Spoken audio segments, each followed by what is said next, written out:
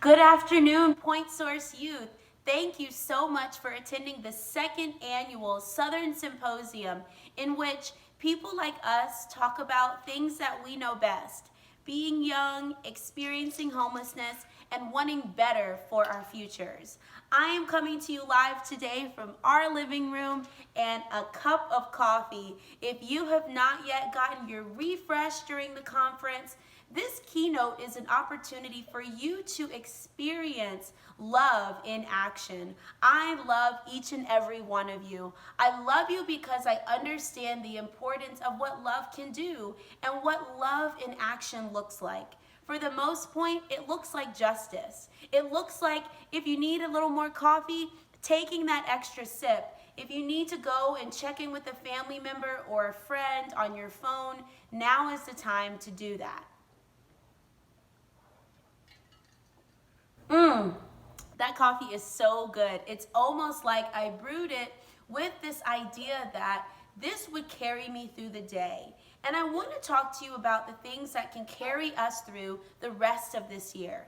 We obviously have elections coming up, to which many young people just like us are voting for the very first time. That is such a powerful experience and way to show that you love your community by actually taking the time to look up candidates and look up ballot questions and vote for your best interests. Additionally, what we always are excited to talk about is how our office, as an office of LGBTQ state representatives in the South, work intentionally to address the issues that are surrounding us, namely homelessness.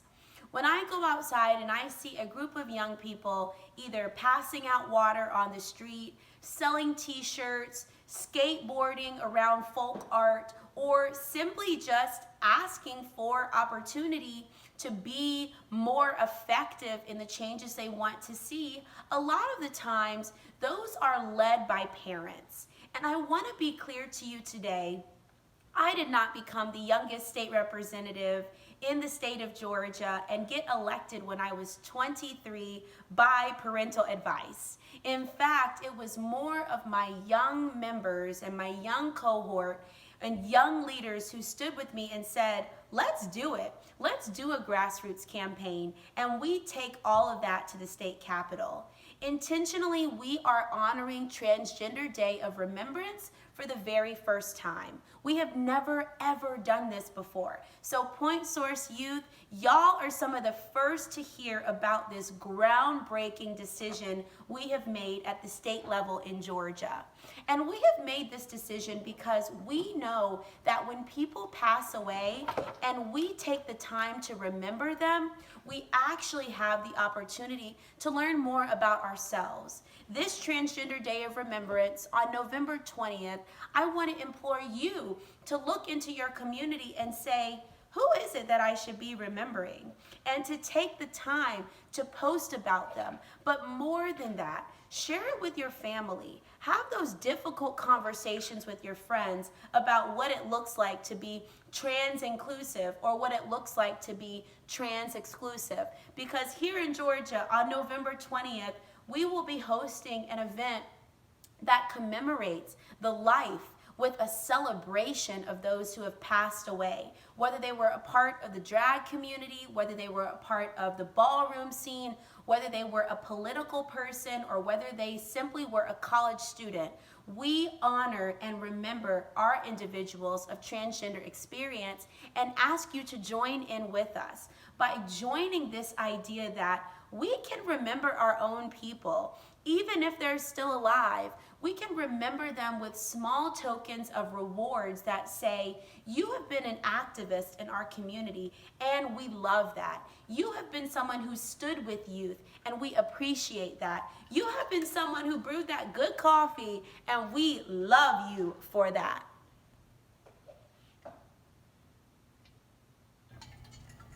I want to take today's keynote as an opportunity to connect intentionally with your inner selves. I want to ask you to take a moment, close your eyes, let your eyes rest in the back of your head, and make them as still as possible. As you become still, think about your nose. What do you smell around you? As you swallow, one of the most important things we can do is we breathe in with our nose, out with our mouth, in with our nose, out with our mouth, and swallow. I want you to open your eyes, look around, see the people next to you. Do they look any more relaxed?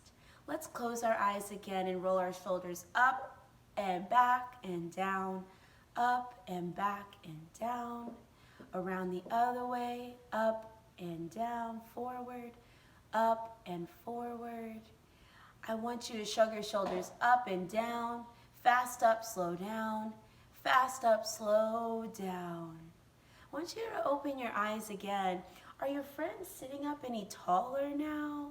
Now this is the moment when I want us to clearly express ourselves by figuring out, how is our voice right now? Do we feel powerful, affirmed, and validated in our experience? Rub your chest, hold it here, take a deep breath in through your nose, out through your mouth, swallow, in through your nose, out through your mouth, swallow.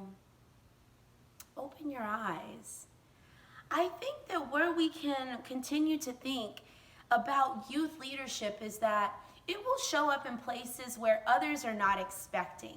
They're thinking about us to be only getting their coffee, maybe only working on their social media platforms. No, we are energy healers. We are room resetters. We are state flippers. We are all of the things that we dream to be, even when we don't yet know what that is. I want to remind you that when I was 21 and 22, I was homeless. I was in college, but our family simply couldn't afford all of the expenses that go with getting a college education. So I couch surfed. And this Thanksgiving season always reminds me of the importance of friends, because I didn't have family to fall back on when I was experiencing homelessness. All I had was friends. So we had Friendsgivings where I was couch surfing and trying to get the little scraps of meals that I could. I want to encourage you that it is okay to be your best self even when you feel your worst. Wake up, get dressed, get your energy together, roll those shoulders, get that breath, and validate yourselves. I want you to come up with your affirmation today. I want it to be, I am me. I am affirmed. I am ready. I am capable. And the reason that you are all of these things is because you are attending this Southern Symposium. I want us to break through some of the tension we are feeling in our communities because of the presidential experience, because of our local elections, because of police brutality and homelessness, and for us to actually bring those cycles of oppression to an end. If I can help you here in my office, it is my uttermost goal. If Point Source Youth can direct you back to our LGBTQ liaison, Jennifer Barnes Balenciaga, a member of the House of Balenciaga, please make sure to reach out and make it happen. Until I see you next, I look forward to your growth. I look forward to your intentional ability to change your circumstance by realizing you are the subject matter expert on the issues we expect to see change on. Thank you so much for having me. I'm a little further down in my cup of coffee and going to continue throughout the rest of the day to see you celebrating your excellence and your cohort and your togetherness as we move forward in 2021.